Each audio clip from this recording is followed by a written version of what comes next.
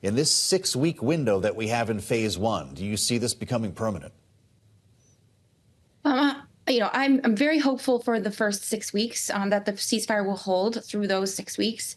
I'm not hopeful at all that it will endure beyond the 6 weeks. So I don't think that there's a high probability of getting to that phase two. And I think that for a couple of reasons. The main one is that the goals of Hamas and of Israel have not changed since the beginning of the war. Israel still wants the complete destruction and elimination of Hamas, which is a basically unachievable goal. They have no interest in removing Israeli forces from the Gaza Strip.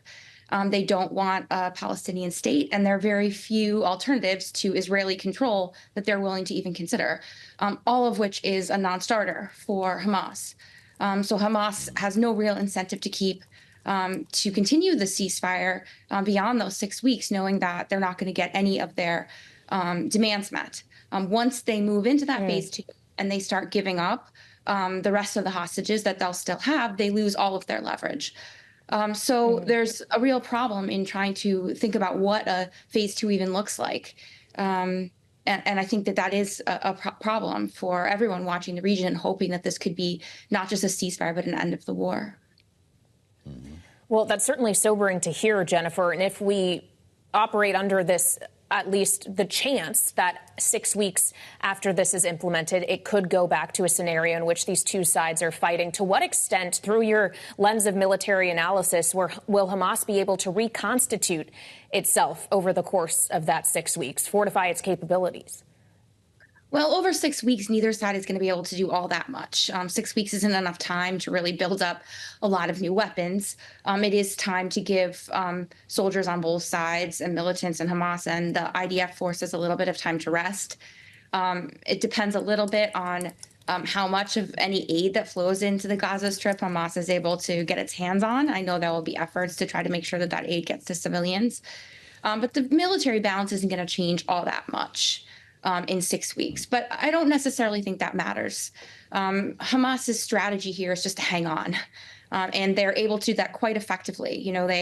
They have gotten more recruits since this war started than people that they've lost. So they're basically at like a break-even point in terms of number of militants, which isn't surprising because you have tens of thousands of people who have lost children and mothers and fathers and sisters, and that's a radicalizing event. So in terms of manpower, they're doing fine, and they can use homemade weapons to basically just hang on. And that's all they have to do to keep Israel from achieving their goal. So I don't necessarily think the reconstitution and how much occurs matters. I think the war will, if it does resume sort of at the same point as it is right now. Well, you're sounding a lot like the Secretary of State. Antony Blinken talked about this earlier this week at the Atlantic Council. Let's listen. Each time Israel completes its military operations and pulls back, Hamas militants regroup and reemerge because there's nothing else to fill the void. Indeed, we assess that Hamas has recruited almost as many new militants as it has lost. That is a recipe for an enduring insurgency and perpetual war. Perpetual war. This is exactly what Stanley McChrystal used to talk about, right? For every civilian killed, you create or recruit 10 new terrorists. How do you stop this? Well, you have to have a political solution. There's no military solution to the challenges that we're observing in the Gaza Strip or to the violence between Israelis and Palestinians. It's been going on now for decades. It's a generational conflict. The only solution is a political one. That allows both sides to have, their own state. But at least the current Israeli government, and I would imagine any Israeli government in the near term, seems opposed to even discussing the option of a two-state solution to the problem. So you're kind of in an intractable position here where the one solution that could potentially work, something that deals with the political challenges on both sides, and it can't just be Israeli concessions. It would have to be a change on the Palestinian side. If there's going to be a Palestinian state, probably Hamas can't be the ruling power. So there have to be concessions on both sides. But if neither side is willing to consider that political option, then even if you reached a longer term or an enduring solution that lasts for a couple of years, there's always the chance of recurring violence. So, the near-term prospects, I think, are really hopeful that we could get some kind of progress. Medium and longer term look much less hopeful. Well, how does Donald Trump factor in here, Jennifer? Obviously, he has a different relationship with Benjamin Netanyahu in many ways than the Netanyahu-Biden relationship has been. Is he going to be able to get Israel to agree to concessions it otherwise would not have made? I mean, it's possible. I do think that the change in administration offers a window of opportunity. Everything that we know about when negotiations work suggests that it has to be many factors coming together at once. And a change in the negotiating parties does matter. The outgoing administration at this point has very little leverage, and they have not been willing for the past couple of years to use the leverage that they have. The incoming administration starts fresh. We know that Trump has an unpredictable style, and he uses that to his advantage. Netanyahu has certain things that he would like to get from Trump, including support in potentially striking Iran again. So it's possible that Trump will be able to offer incentives or use pressure in ways that the Biden administration either wasn't able to or chose not to. So it's certainly possible. But looking back to Trump's first term in office, he didn't really put that much pressure on Netanyahu to make concessions.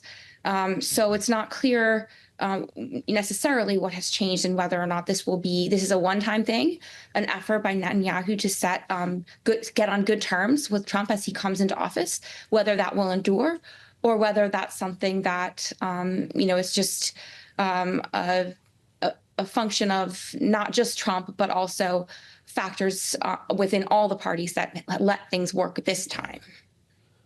We've seen a massive surge of military hardware by way of the U.S. into the region over the past year.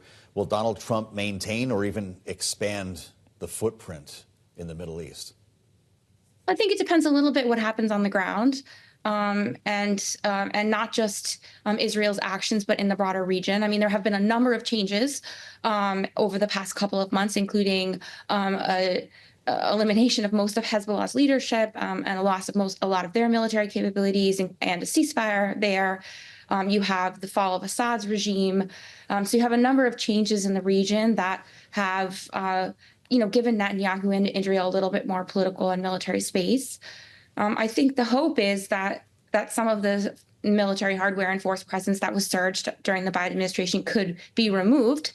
There are many players within Trump's close circle who are opposed to the long-standing U.S. military presence in the region and would like to shift it to focus more on Asia and the challenge coming from China. So I think that's the longer-term goal is to get those forces out. The question is how quickly that can happen and whether it can happen if the region stays stable enough. It's not going to happen in the next 16 days, or even the next 6 weeks. It's something that, would have to occur over months once we see what happens after the first phase of this deal. But I think that's sort of the long-term goal.